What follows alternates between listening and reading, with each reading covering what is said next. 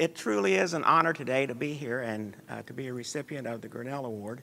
In a way, I think I may be sort of continuing the theme of the previous speaker where even though I'm using an example of southeastern New Mexico in terms of some of the impacts that are affecting areas that we conduct our studies in, they're similar to what I've seen in southeastern Argentina, for example, and many other parts of the United States as well. What I want to do today is, first of all, figure out how to make things move, is to go through and tell you some of the things about the habitat in the study area that we're interested in, something about the vegetation, the vertebrates that are there, some of the baseline assessments that we've done over the past 30 or more years, current use of the land, and then a couple of examples of the significance of the impacts on the lands in the southeastern part of New Mexico. And then at the end, provide some suggestions for future studies in the area. The distribution of shinnery oak is similar to our study area and certainly is very similar to the scope of our study area in southeastern New Mexico. The study area itself is generally characterized by the presence of shinnery oak. And in this illustration up near the horizon there, the dark colored vegetation is shinnery oak. There are some bluer looking plants that happen to be present there. Those are sand sagebrush. In the foreground is honey mesquite. And between these three shrubby types of plants, we actually have just differing numbers of them over the habitat that extends all the way from southeastern New Mexico across northwestern Texas and into Oklahoma.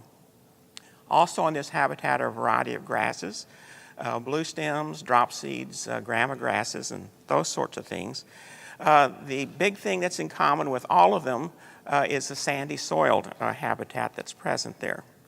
Now in the wintertime, if we look across this habitat, one of the things that we don't notice right off is the presence of shinnery oak. But if we look a little closer and look on the ground, one of the things that we can find are the leaves that were shed the previous autumn, acorns that look just like the acorns that you would find on any other oak. It's just that these oaks grow to about knee high, and that's about it. The cover of the Journal of Range Management back in 1975 had an illustration of the root mass of these plants. The tops of the plants had been shredded, and then they used fire hoses to wash away the sand from the root system so that you can see that these plants actually have a huge biomass underground compared to what sticks up through the sandy soiled surface that's present there. Some of the types of reptiles that we have there are things like side-blotched lizards and ornate box turtles and prairie rattlesnakes and bull snakes, and one that I want to mention just a little bit more in detail other than just listing is the dune sagebrush lizard.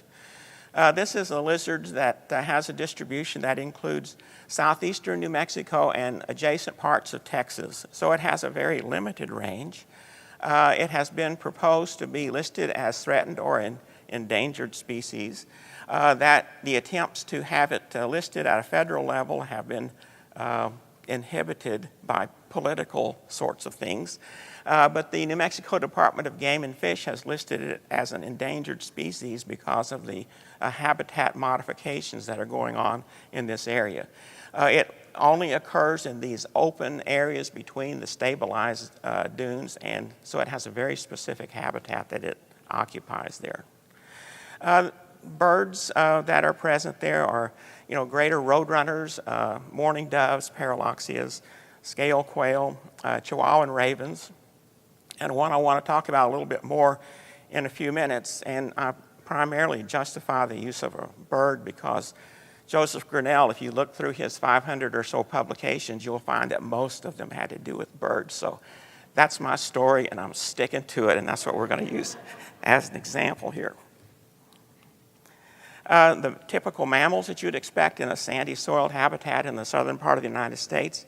The Ord's kangaroo rat, Brazilian free-tailed bats, coyotes, and spotted ground squirrels, and northern grasshopper mice, and black-tailed jackrabbits, and pallid bats, and are sort of the typical kinds of things that we would find here. One of the things that we've done in trying to look at habitat segregation and so forth among various species of vertebrates, whether they happen to be reptiles, birds, or mammals, is to conduct some simple plant transects where we might look at the percent cover of various types of plants or even bare ground or leaf litter that happens to be there. Another type of analysis that we've done in terms of vegetation is using Robel transects that are actually designed to look for visual obstruction in the habitat, especially looking for escape areas and this kind of thing for mammals or birds or reptiles. There are 3 species of bats that we've been able to capture out in this open habitat, and one of them is the cave myotis, which is one that we usually catch somewhere near the mesas that are in various places around in this habitat. Another is the pallid bat, and then one that we've done fairly extensive studies of is the Brazilian free-tailed bat. And just as an example of one of the things that we have done is we put radio transmitters on the Brazilian free-tailed bats, and we determined that they move out and back about 40 kilometers in a night. And from previous research by others on Brazilian free-tailed bats, we know that they may range and forage as high as 9,000 feet or so. So when you do the pi r square calculation and this kind of thing of the area that might be visited by a colony of Brazilian free-tailed bats and add in the height of the foraging column that they might visit, it turns out to be many cubic kilometers that a colony of bats will actually forage into each night. So we're not doing bats today, but you can tell I sort of lean that way. One of the things that I've had the opportunity to do over many years is to conduct surveys of small mammals here, and sometimes these surveys extend over annual cycles, sometimes seasonal sampling, sometimes monthly sampling that we do. But as was mentioned a while ago, one of the things I really enjoy is taking students to the field. Their first impression usually of this type of habitat is, why are we here in the middle of nowhere? There's nothing here. But it turns out, of course, that there's this huge biodiversity that's present there. And so one of the things that we do is we put the traps out and we determine what species we catch and the sex and reproductive condition and other sorts of parameters that we might be interested in at the time. One of the most common animals that we encounter, of course, is Ord's kangaroo rat. The typical 1.5-inch diameter round burrows are pretty characteristic, as well as the footprints and the tail marks and those sorts of things. And so we've looked at the diet and molt patterns, and to me one of the most interesting things that we looked at relative to Ord's kangaroo rat was its reproductive biology, where following rainfall events any time of the year where greater than 1 inch of precipitation falls, about 30 days later almost all of the adult females are pregnant, indicating really a close relationship between the rainfall pattern and the reproductive pattern, because as the young actually would leave the burrow system at an age of about 4 weeks or so, that would be the time probably of greatest abundance of food resources for them. So in southeastern New Mexico, there are lots of interests, and the title of my talk was really about multi-use. And one of the reasons that there's a lot of multi-use is because there are lots of landowners and stewards of land that are present there. We have the Bureau of Land Management, the state of New Mexico, lots of private landowners. The New Mexico Department of Game and Fish has wildlife management areas in southeastern New Mexico. There are potash mines, there are salt mines. The Department of Energy has a nuclear waste disposal site there. The Department of Defense has a bombing range and an Air Force base there. So there really are multiple uses of the lands that are present there. Now, if we look across the entire area, one of the things that we find is in common to almost every part of southeastern New Mexico is ranching. There's not much farming done. As you get close to the Pecos River, there's more farming. But primarily it's a ranching area. And there are a couple of major management strategies that the ranchers happen to use. One is grazing yearlings, and these are put onto the land sometime in February or March, and they stay there until October, and then they're sold. And then the other major use by the ranching industry are cow-calf operations, and in this case, the cattle are there throughout the entire year. Comparatively speaking, the ranchers are very interested in maintaining decent habitat, at least, because they understand that the year that's coming up is also going to be important in their livelihood and this kind of thing. I did put comparatively in there, but anyway. But it turns out that there are some of them that are not as good of managers as others. This happens to be on private land. It's not even on the usually abused public land. But this was a windy day in this past spring, and the rancher had grazed the grass off to almost nothing. There are pieces of mesquite laying around, and even the yuccas are sort of tiny. This is the particular grazing plan that rancher uses year after year. But it is an exception, fortunately. Another thing that is associated with the ranching industry sometimes is the application of herbicides. This particular operation, the photograph I took off the internet, but in being in the area, it probably had to do with spraying for honey mesquite.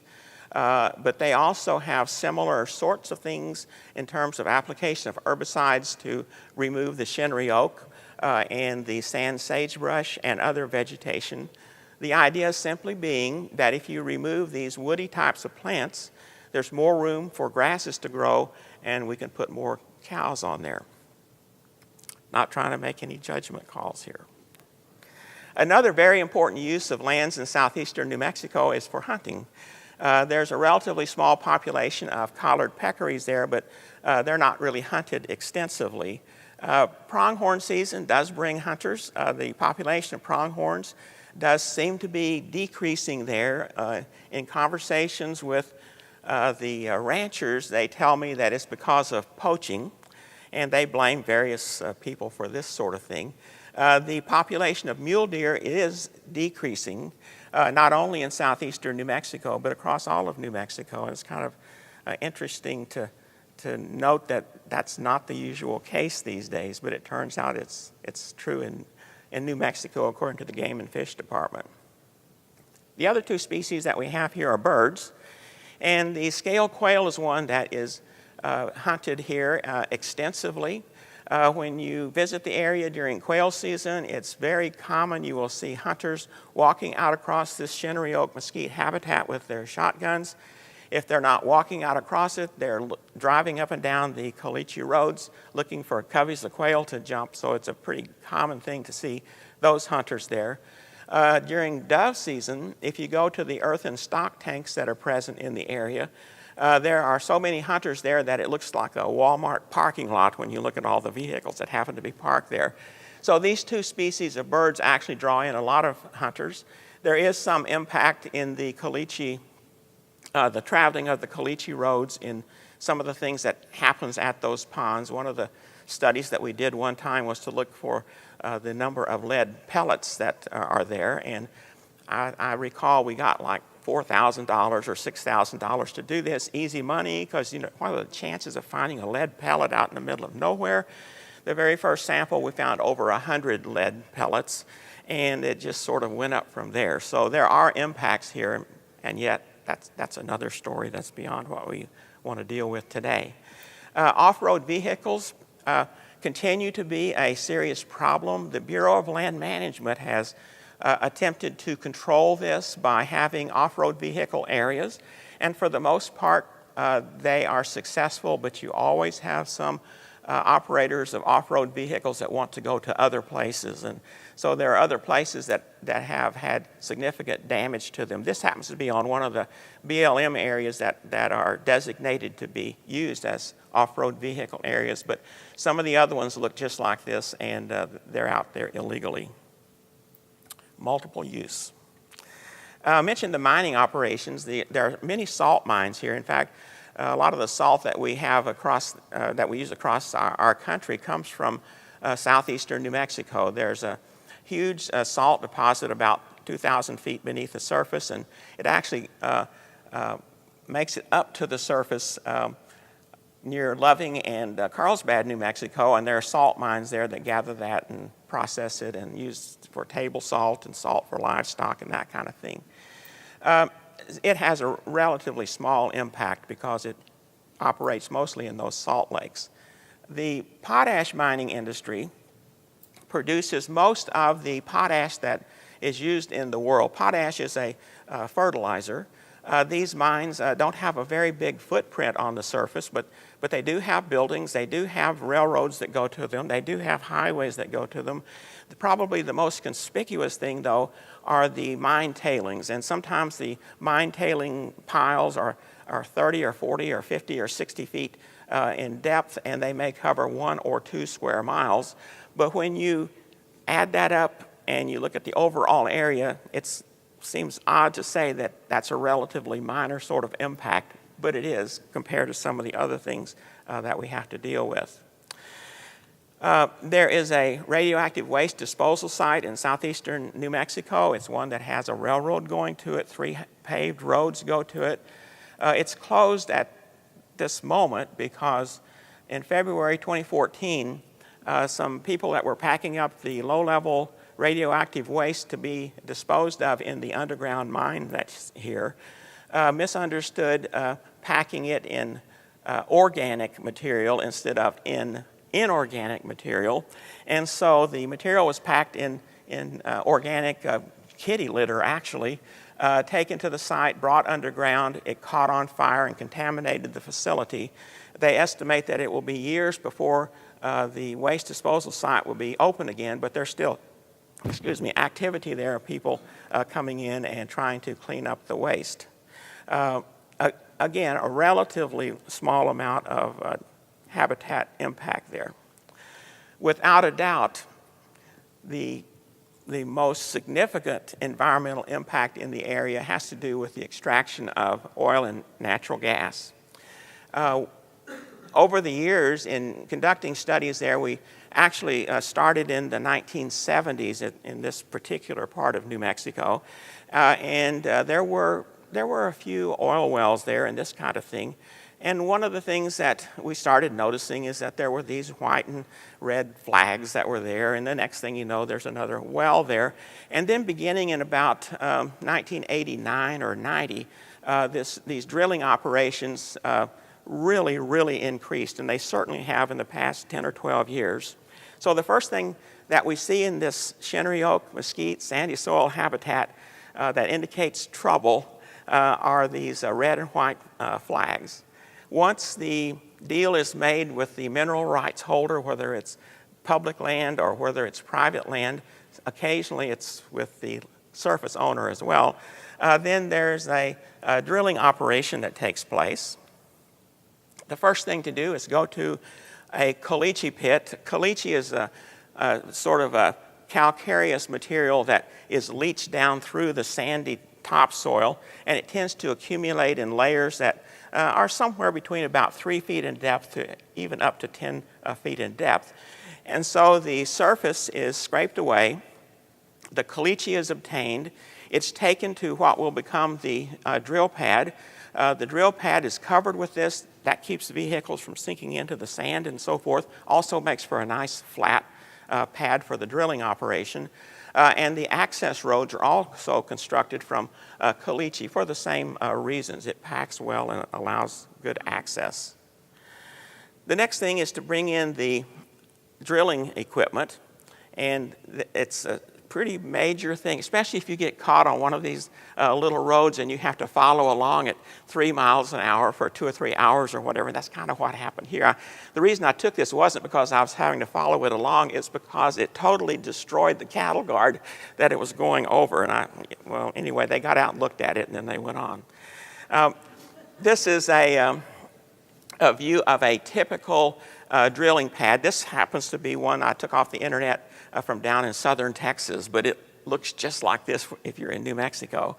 And you can see here that there's the drilling rig itself. There are pipes that are next to it. There's casing that's stacked out there next to it. There are facilities for offices, sleeping facilities for some personnel. There's a wastewater tank that's there. The thing that's a little bit unusual is that there's actually a power line that's going to this one, and that's usually not the case in southeastern New Mexico, although there are plenty of power lines there. So we have the drill pad here and the associated things that are needed for drilling. But the other thing that's in this picture that needs to be considered are those access roads.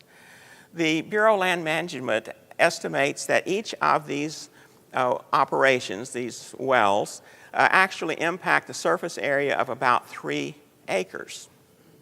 Well, that was the thinking, at least for many years.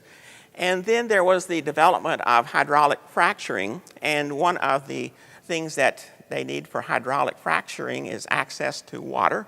There are these large fracking ponds that are constructed, and they've actually had to increase the surface impact per well from 3 acres to 4 acres. So when you hear about some of these things on the news, they really are as massive as you might think. The access roads in the background give you some idea of the size of this one, and this one's probably about average in size. Again, this one is from Texas, but it looks the same in New Mexico.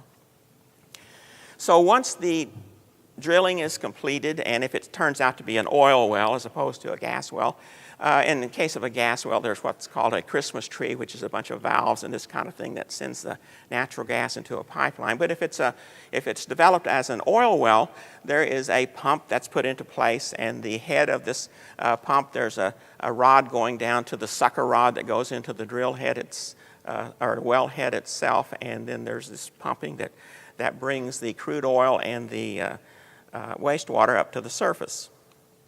Now, associated with this, we have to have some place to store the crude oil and the wastewater, and so we need to install some storage tanks, usually on those well pads. And then we have to have a way to get the crude oil and the salt water, wastewater, from the well itself to those storage tanks. And you might think, well, this is obviously just a temporary thing, but it's not just a temporary thing. It can be there for a long time. These pipes have varying amounts of materials, oil or water, flowing through them at different times, at different pressures and so forth, and they actually move. Not a matter of feet or so, not like a bunch of spaghetti flopping around, but they move a few inches through the day. You can see the marks on the ground, and if you're there, you can hear them sort of gurgling along. But usually what happens is there are oil lines or gas lines, especially the gas lines. The diameter of the pipes are anywhere from about 6 inches to 36 inches. This is a natural gas line that's being installed, and it will eventually be placed into a ditch that's 6 or 8 feet deep or so. The shinnery oak mesquite habitat that's being impacted has a maximum width, according to the permits, of 100 feet. But this pipeline may go for tens of miles. And so when we start calculating the impact on the surface, it turns out to be quite significant. So once the pipeline is there, then one of the things that happens is the pipeline itself gets covered up with soil. The root is marked with these yellow markers that are present there.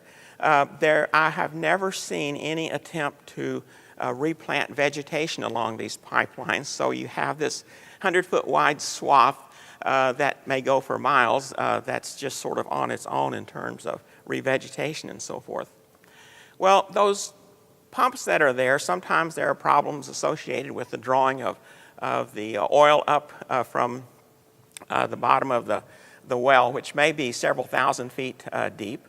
And so when that happens, then a pulling unit, which is sort of a smaller looking version of a drilling rig, shows up, and one of the things that they want to do is to find out what the problem is. Maybe something is not providing enough suction or whatever to get the fluid to move up to the pipes that take it to the storage tank and this kind of thing.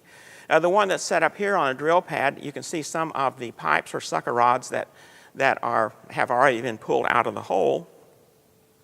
And if we look a little bit closer, you can get just a little bit more of an idea of what's going on here. The pipe is being pulled directly out of the wellhead. The pulling unit operations may take place over a time span of a week or 2 weeks or 3 weeks, depending upon what problem they discover relative to the well. And then the pump jack is put back into place, and things continue the way they were before.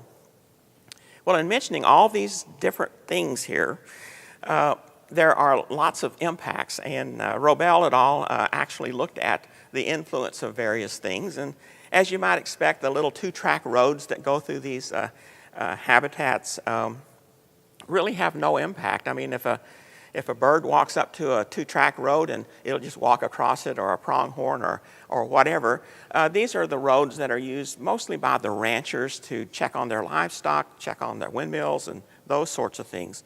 So not surprising that there's really no impact on wildlife. But the Caliche access roads do have an impact, and although it doesn't sound like much when you're dealing with 0.16 kilometer, when you have that on both sides of the Caliche road, it turns out to have a significant area that gets covered when you consider all these other things as well. The well pads themselves, again, about 0.2 kilometers.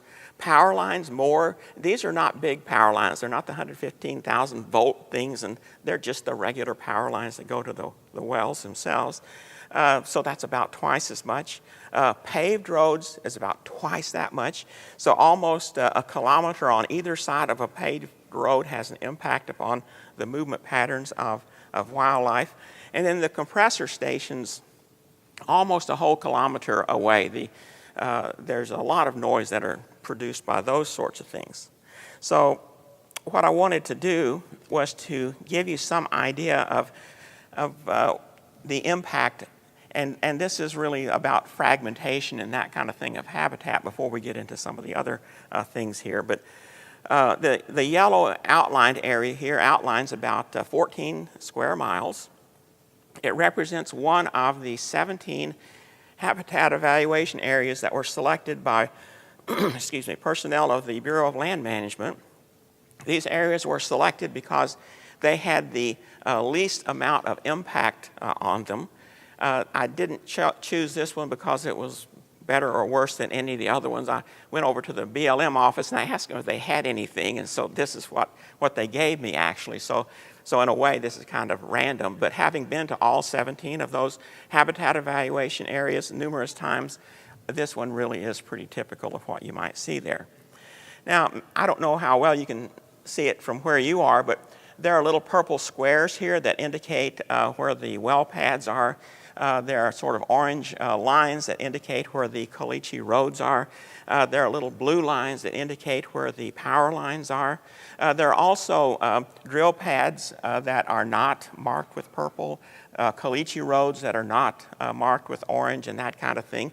And these are used especially by hunters during pronghorn deer, quail season especially. But if you just use the things here that are dealing with current production in the oil field, and that's what these things are that are marked, and we just sort of superimpose the influence. The first we have here are the well pads themselves. Okay, so you superimpose a couple of tenths of a kilometer around each one of them. It doesn't look like there's much of an impact there. I mean, obviously there is, but it doesn't look huge. And then if we add the impact of the Caliche roads, it starts looking like more. And remember, on these two, the area is about 0.2 kilometers around the well pad and next to the roads themselves.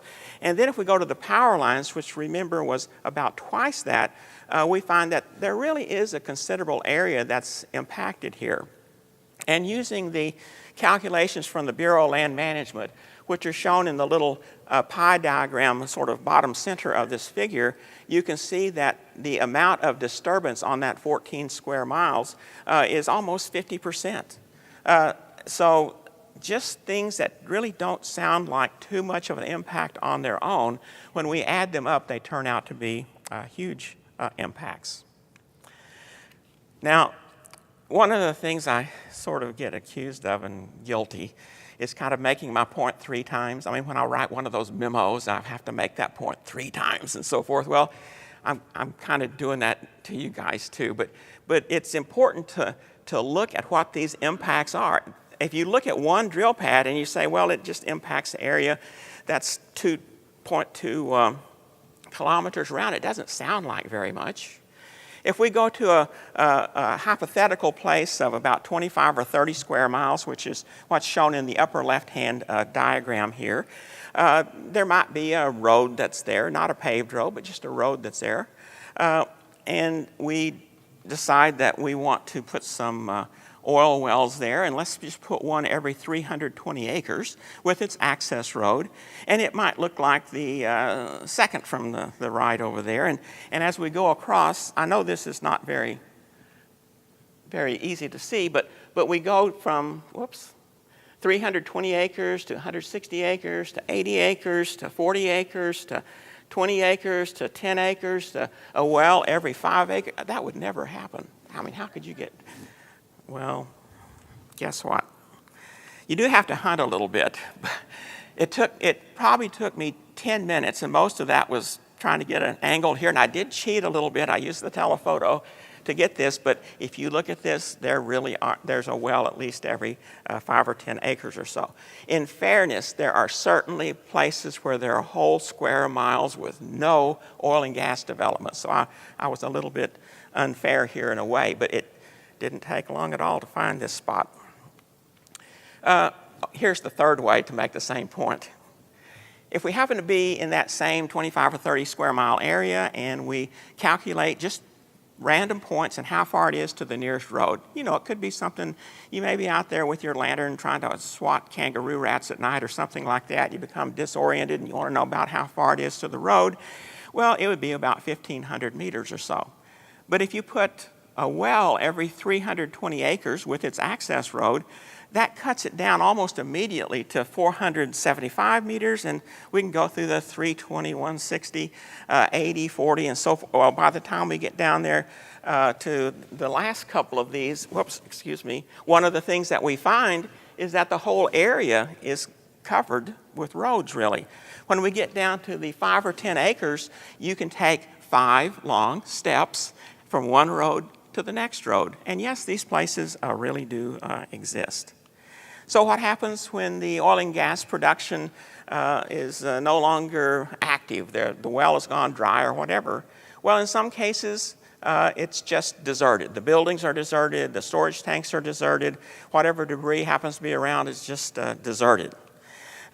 Sometimes the pads that the pump jack is sitting on may be disposed of. Thrown into one of these caliche pits, old cattle guards, barrels, other things. If you look along the horizon in this slide, one of the things that you see is that shinnery oak habitat, which probably at one time covered what is now this open caliche pit that's filled with oil field debris. The drill pads themselves, once they're abandoned, now there are various things that are put into contracts about reclaiming these. But in times past, such as this one that was abandoned more than 50 years ago, what you have is you have the drill pad still, 50 years. Now this area receives sort of on average about 12 or 13 inches of rain a year, so it's not quite a desert, but it's pretty close to a desert. And if we look at the vegetation that's here, we can see that little shrubby plants are the first sand sagebrush that are moving in, and the little scattered things out there are broom snakeweed that's coming in there. And then there are actually a couple of little dots. Whoops, I mashed the wrong button. A couple of little dots up there. One is there, one is over there, and those are lesser prairie chickens. And that's what gets me off of the mammal track here for a moment. The lesser prairie chicken is one that we've been studying in some detail, in addition to the mammals and so forth. But I thought it would be a really good example, again, because Joseph Grinnell was interested in birds, and so I thought it would be a nice thing to do. The lesser prairie chicken They certainly occupy places other than abandoned drill pads and so forth, but they generally like open habitats, sometimes a little bit elevated so that maybe they can detect predators, but also so that when they do their mating dance that they can attract females.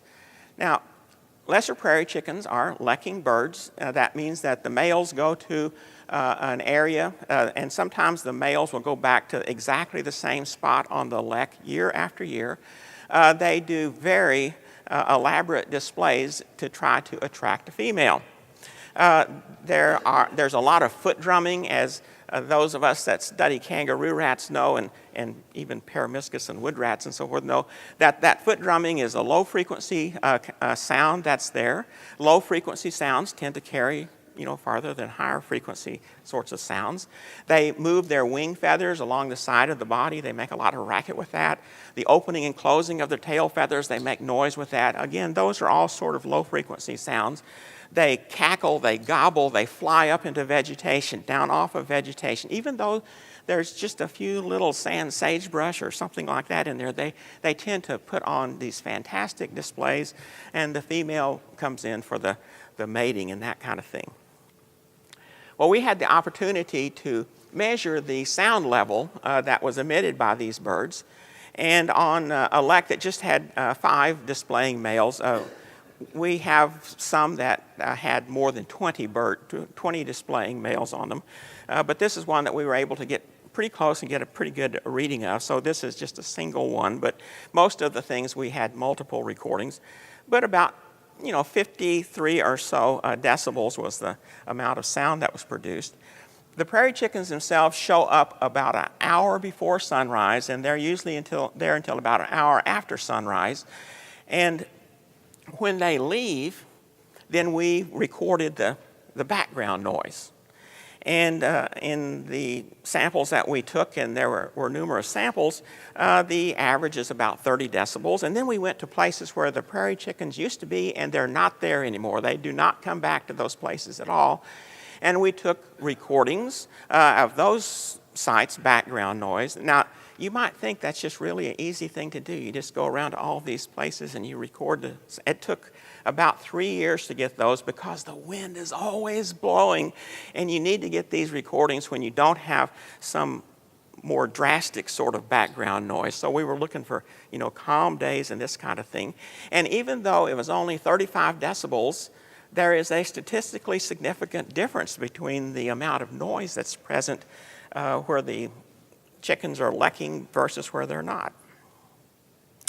Well, so what are the sources of these sounds? And admittedly, I picked a couple of the noisier ones here as examples. But if we look in the area around a drilling rig, of course, if we're 20 meters from a drilling rig, it's going to be really loud. But the thing that is sort of surprising is if you're 1,600 meters away from that drilling rig, the noise that's produced by it is still more than you just measured for the abandoned lek or the lek that was left that morning and that kind of thing. So lots of noise is produced. Unmuffled pump jacks, these are quite common because they're a little bit more efficient. One of the things that's happened since this bird has been listed as a threatened species is that they're now required to put mufflers on the pump jacks or to use electric motors on them. But it turns out that they also produce more noise, whether it's electric or these unmuffled pump jacks, more noise than the background noise where the birds are. Go to the highway, measure the sound that the trucks are producing, whether it's an oil truck or water truck. There is a difference. Some of you that are aware of the oil field know that it's the shape of the tank that tells you. But whether it's a supply truck, work maintenance sorts of trucks, a pickup with a trailer, pickup without a trailer, a car. And okay, so they're zipping by at 60 or 70 miles an hour or so. So obviously they must be more noise than they would be if they were out there on the Caliche Road.